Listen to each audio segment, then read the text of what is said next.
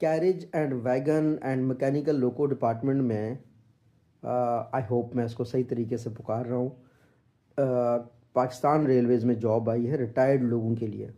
50 के करीब जॉब्स हैं, मिनिमम 10 से 20 साल का एक्सपीरियंस चाहिए, आज की अखबार में आई हैं। तो जो चीफ़ पीपल ऑफिसर है रेलवेज़ की वेबसाइट पे भी आपको ये इन्फॉर्मेशन मिल जाएगी।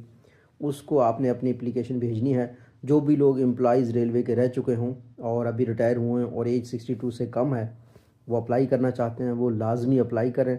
ये एक बेहतरीन अपॉर्चुनिटी है, 1 साल की के लिए है, बाद में ये एक्सटेंड हो सकती है।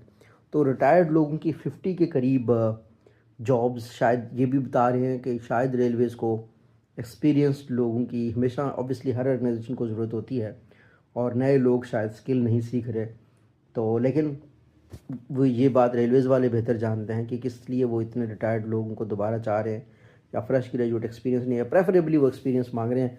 मिनिमम हर कैटेगरी में 10 ईयर का एक्सपीरियंस चाहिए था।